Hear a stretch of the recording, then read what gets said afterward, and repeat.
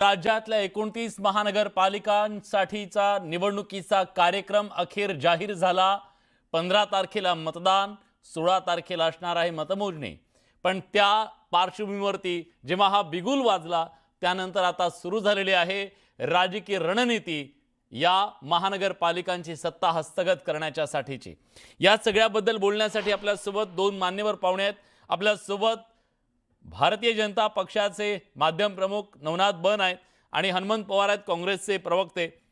नवनाथजी, ज्या प्रकारे आता तुम्ही सांगितलं की काही ठिकाणी आम्ही युती करण्याचा प्रयत्न, महायुती करण्याचा प्रयत्न करणार आहेत, पण पुण्यासारखी, पिंपरी चिंचवड सारखी महानगरपालिका आहे जिथं समोरासमोर लढावंच लागणार आहे। हा रणनीतीचा भाग आहे की महायुती करण्यामध्ये आलेलं अपयश आहे? विलासराव, महायुती करण्यामध्ये अजिबात अपयश आलेलं नाही। ज्या पद्धतीनं मुख्यमंत्री आदरणीय देवेंद्रजींनी सांगितलं की पुण्यामध्ये अजितदादांची ताकद आहे, भारतीय जनता पार्टीची ताकद आहे, या दोघांनी मिळून निवडणूक लढली तर विरोधकांना अजिबात स्पेस मिळणार नाही। आणि गेल्या काही दिवसापासून पुण्यामध्ये मोठ्या प्रमाणात विकास कामं झाली। आपण बघितलं की मेट्रोचं पुणेकरांचं स्वप्न हे पूर्ण झालं। काही नेते असं म्हणत होते की पुण्याच्या मेट्रोमध्ये कोणी बसणार नाही, परंतु आज आपण बघतो की पुण्याच्या मेट्रोला भरघोस असा प्रतिसाद मिळतोय। मोठ्या प्रमाणात पुणेकर मेट्रोने प्रवास करतायत।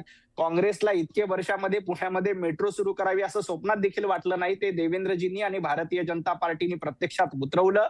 हे पुणेकरांना ठाऊक आहे। त्यामुळं हनुमंत पवार आमचे मित्र कितीही म्हणत असतील की पुण्यामध्ये विकास झाला नाही, तरी हनुमंत पवारांचा चष्मा बदलण्याची गरज आहे। अर्थात तो त्यांना अधिकार आहे की विरोधकांवर टीका करायची, परंतु पुणेकर बघतायत, महाराष्ट्राची जनता बघते आणि मुंबईकर बघतायत। आपण बघितलं विलासराव की देवेंद्रजींच्या नेतृत्वामध्ये गेल्या 2.5 वर्षामध्ये एकनाथजी, देवेंद्रजी आणि अजितदादा पवार या त्रिमूर्तींनी ज्या पद्धतीनं काम केलं, त्यांना आशीर्वाद देण्याचं काम पुन्हा एकदा जनतेने केलं। आता देखील काँग्रेसला मुंबईमध्ये सिंगल डिजिट मध्ये, विलासराव तुम्ही आज लिहून घ्या, 16 तारखेला जेव्हा निकाल लागेल तेव्हा आपण पुन्हा हनुमंत पवारांसोबत डिबेटला असू।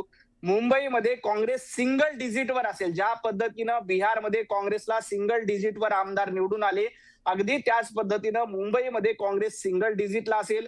पुण्यामध्ये देखील काँग्रेसचे नगरसेवक सिंगल डिजिटमध्ये येतील। आणि आताच महाविकास आघाडीच्या ठिकऱ्या उडालेल्या आहेत।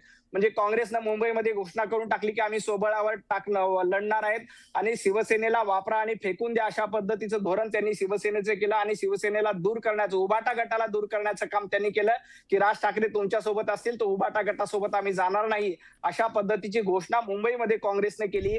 पुण्यामध्ये देखील काँग्रेसची तीच अवस्था होणार आहे। एकूण विरोधक ज्या पद्धतीनं विधानसभेच्या निवडणुकीमध्ये विरोधकांच्या टिकऱ्या उडाल्या, विरोधकांचं अस्तित्व संपलं, अगदी त्याच पद्धतीनं महापालिकेच्या निवडणुकीमध्ये देवाभाऊंच्या नेतृत्वात, एकनाथजी शिंदेच्या नेतृत्वामध्ये मुंबईसह 29च्या 29 महापालिकेमध्ये महायुतीचा झेंडा फडकेल।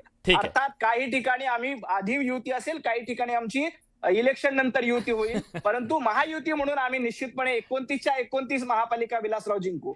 नक्की धुरंधर आम्ही ठरू असं तुम्ही म्हणताय, पण 16 तारखेपर्यंत आपल्याला वाट पाहावी लागेल की खरा धुरंधर कोण आहे।